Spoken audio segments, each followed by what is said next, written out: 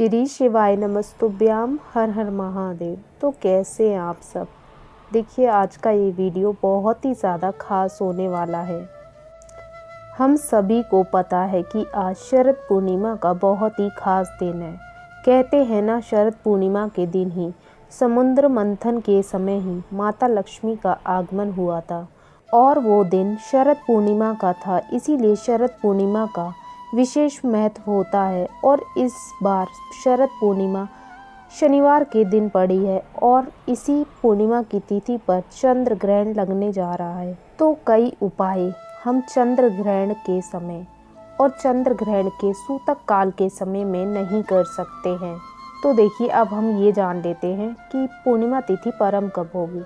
तो 28 अक्टूबर को सुबह 4:17 पर इस तिथि का प्रारंभ हो जाएगा। अगले दिन 29 अक्टूबर को सुबह 1:53 पर इस तिथि का समापन हो जाएगा और पूर्णिमा के दिन जो चंद्र ग्रहण लगेगा वो रात्रि को 28 अक्टूबर की रात्रि 1:06 पर ये शुरू होगा जो चंद्र ग्रहण है और ये देर रात को 2:22 पर ये चंद्र ग्रहण समाप्त हो जाएगा। अब समझना, चंद्र ग्रहण का जो सूतक होता है वो 9 घंटे पहले शुरू हो जाता है, यानी कि 28 अक्टूबर को दोपहर में 4:05 से ये सूतक काल प्रारंभ हो जाएगा। यानी कि 4:05 के बाद आपको किसी भी प्रकार का कोई भी उपाय नहीं करना। कब तक नहीं करना? रात में 2:22 तक आपको किसी भी तरीके का कोई भी उपाय नहीं करना है। ठीक है, तो देखिए इस दिन हम उपाय कब कर सकते हैं। तो देखिए ये उपाय आप या तो सूतक काल लगने से पहले कर ले, यानी 4:05 से पहले आपको ये उपाय कर लेने हैं, या फिर आप देर रात्रि 2:30 बजे यानी 2:30 बजे के बाद फिर आप इन उपायों को कर सकते हैं। क्योंकि जो चंद्र ग्रहण है वो कब समाप्त होगा? 2:22 पर चंद्र ग्रहण का समापन है, तो उसके बाद ही 2:30 बजे आप इस उपाय को कर सकते हैं। देखिए हमें शरद पूर्णिमा पर उपाय ज़रूर करने चाहिए। महालक्ष्मी क्योंकि इस दिन धरती पर भ्रमण करने आती है, तो इस दिन हमें महालक्ष्मी के नियमित कोई ना कोई उपाय ज़रूर करने चाहिए। माता लक्ष्मी को प्रसन्न करना चाहिए ताकि उनकी कृपा हमारे जीवन में सदा बनी रहे। माता के लिए भोग अर्पित करना चाहिए। तो ये जो भी उपाय करने हैं, जो भी माता के लिए भोग में माता को खीर पसंद है तो खीर बनानी है, तो ये कब करना है? ये आपको करना है 4:05 से पहले।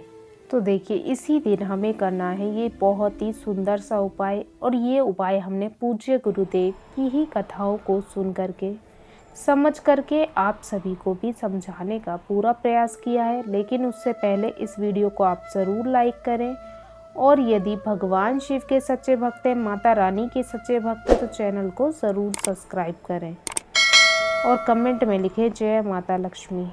देखिए ये उपाय विशेषकर उन लोगों के लिए है जिनके जीवन में धन संबंधित बहुत अधिक परेशानियां हैं।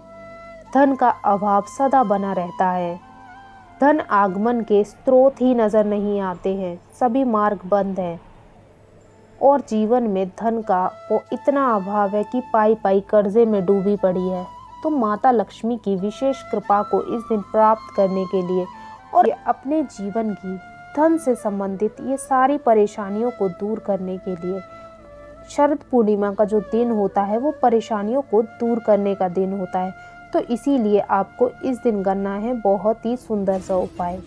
तो देखिए अब हम जान लेते किस प्रकार से हमें उपाय करना है। तो देखिए आपको क्या करना है। सबसे पहले आपको एक स्टील का पात्र लेना है, यानी स्टील का आपको एक लोटा लेना है। उसके अंदर आपको 2 से 3 आपको चम्मच कच्चा दूध मिला लेना है। ठीक है, कच्चा दूध डाल लिया। अब इसके अंदर आपको बाकी का शेष जल भर लेना है, मतलब उसके बाद आप इसमें पानी मिला लें। ठीक है, और इसी के साथ आपको क्या लेना है? एक लेना है आपको कमल गट्टा। कमल गट्टा विशेषकर माता लक्ष्मी जी को प्रसन्न करने के लिए बहुत ही खास होता है, तो मात्र एक आपको कमल गट्टा लेना है। और इसी के साथ आपको 5 बेलपत्र लेने हैं। बेलपत्र ध्यान रहे कटे फटे या खंडित ना हो, इस बात का आपको विशेष ध्यान रखना है। और इसी के साथ आपको एक तांबे के पात्र में शुद्ध जल ले लेना है। तो ये सारी सामग्री को लेकर के आपको चले जाना है भगवान शिव के मंदिर। तो देखिए ये उपाय आपको कब करना है, तो ये उपाय आपको सुबह से लेकर सूतक काल लगने से पहले पहले आपको ये उपाय कर लेना है। और सूतक काल कब लगेगा, 4:05 पर। तो दोपहर के यानी शाम के 4:05 से पहले पहले आपको ये उपाय कर लेना है, ठीक है।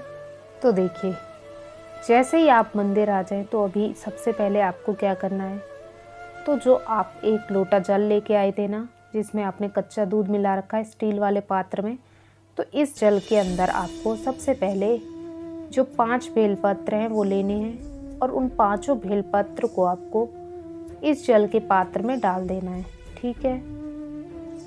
और इसके बाद आपको जो 1 कमलगट्टा है वो आपको लेना है और जब वो जल के पात्र में आप डालोगे तब आपको महालक्ष्मी से प्रार्थना करनी है, महालक्ष्मी का स्मरण करना है कि आप माता हमारे जीवन में धन संबंधित जो भी परेशानियां, हमारे जीवन में जो भी धन का अभाव है, आप हमारे जीवन पर अपनी कृपा बनाएं और हमारे घर में सदा अपना आशीर्वाद बनाए रखें, ताकि हमारे घर में धन संपत्ति की, सुख शांति की कभी कमी ना हो। इस प्रकार से आपको प्रार्थना करनी है माता से और आपको ये 1 कमलगट्टा जल के पात्र में डाल देना है, ठीक है। तो अब आपको क्या करना है, तो ये जल का पात्र आपको उठाना है जिसमें आपने दूध मिलाया था, कच्चा दूध, ये आपको उठाना है और आपको इसे भगवान शिव के शिवलिंग पे अर्पित कर देना है, भगवान शिव का अभिषेक कर देना है। और आपको ये पूरा 1 लोटा जल भगवान शिव के शिवलिंग पे अर्पित कर देना है, चंद्रेश्वर महादेव के नाम का स्मरण करते हुए। ये पूरा 1 लोटा जल भगवान शिव के शिवलिंग पे अर्पित कर देना है, ठीक है। तो देखिए जब आप अर्पित करोगे तो जो पात्र के अंदर बेलपत्र है और 1 कमलगट्टा है, यदि वो जल के पात्र के अंदर ही रह जाता है तो वो आप निकाल करके भगवान शिव के शिवलिंग पे बाद में अर्पित कर सकते हैं जब आप जल अर्पित कर दें, ठीक है। तो इतना आपने कर लिया, तो अब क्या करना है समझना। देखिए समझना, जो भी व्यक्ति शरद पूर्णिमा के दिन इस प्रकार से भगवान शिव के शिवलिंग पर ये उपाय करता है तो उसके घर में धन संबंधित जो भी परेशानियां होती हैं वो दूर हो जाती हैं। उसके जीवन में जो धन का अभाव है वो दूर हो जाता है और उसके जीवन में फिर माता लक्ष्मी की विशेष कृपा प्राप्त होती है, भगवान शिव की विशेष कृपा प्राप्त होती है। तो बहुत ही सुंदर सा उपाय है जो आपको ज़रूर करना चाहिए। कच्चे दूध से मिश्रित जल आपने भगवान शिव के शिवलिंग पर अर्पित कर दिया। अब आपके पास एक तांबे के पात्र में जल है, तो अब आपको ये क्या करना है, ये आपको भगवान शिव के शिवलिंग पे अर्पित कर देना है श्री शिवाय नमस्तुभ्यं मंत्र का जाप करते हुए।